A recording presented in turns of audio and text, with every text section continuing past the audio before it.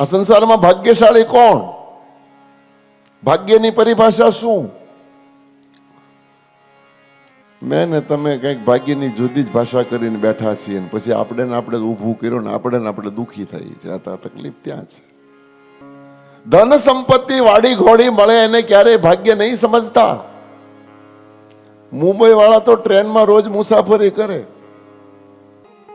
ભાગ્યની પરિભાષા એ છે ભગવાનને ભજવા મળે એ જ આ સંસારનો ભાગ્યશાળી. અત્યાર સુધીમાં જે ભગવાનને ભજી ગયા એ બધા ભાગ્યશાળી, અને ભગવાન યાદદાસ્ત રહે એ જ આ સંસારનો ભાગ્યશાળી. સંપત્તિ તો મારું ને તમારું પ્રારબ્ધ છે. પ્રારબ્ધ જુદી વસ્તુ છે, ભાગ્ય જુદી વસ્તુ છે. એટલા માટે અમારા ઈશ્વરદાન લખે છે ભાગ્ય પડો તો રામ ભજ અને વખત પડો તો કચ્છું દે. વખત બડો કોને કહેવાય? ભાઈ અત્યારે તો એને ધોમધોમ સાહેબી, અત્યારે તો એનો ગોલ્ડન પીરિયડ, અત્યારે તો એનું બહુ સારું છે. પણ બહુ સારું ની વ્યાખ્યા શું?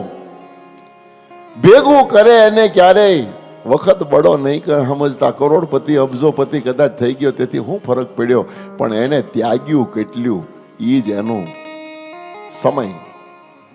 વખત એને કહેવાય જે બીજાના માટે કંઈક કરી છૂટે. પણ મહાદાન એને કહેવાય જે વખતે જે વસ્તુની જરૂર હોય ઈ વખતે ઈ જ મિનિટે એને મળે, એ સૌથી મોટું દાન. અન્નદાનની જરૂર હોય ત્યાં અન્નદાન, ગૌદાનની જરૂર હોય ત્યાં ગૌદાન, કન્યાદાનની જરૂર હોય ત્યાં કન્યા. પણ જરૂર વખતે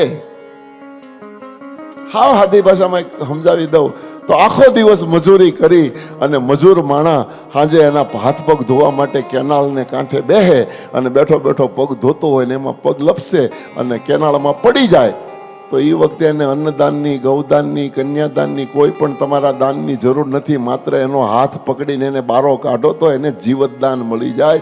આ સૌથી મોટું દાન.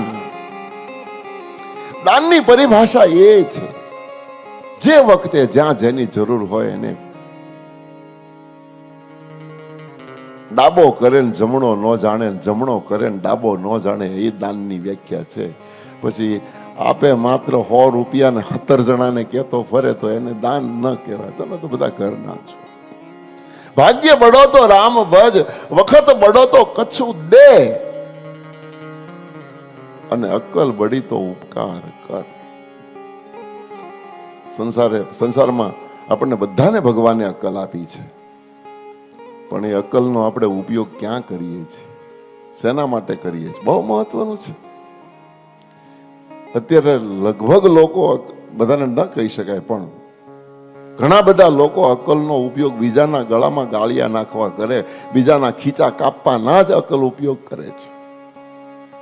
તો કોઈને વ્યક્તિગત, મેં તમને પહેલેથી કીધું, વ્યાસપીઠને વ્યક્તિગત કોઈ સાથે ક્યારેય વાંધો નથી, પણ વ્યક્તિમાં રહેલા દુર્ગુણ સાથે તો 150% વાંધો છે. એટલે અમારે બોલવું પડે છે. દુર્ગુણ સાથે જ વ્યાસપીઠને વાંધો હોય, વ્યક્તિગત વ્યક્તિ સાથે વાંધો નથી.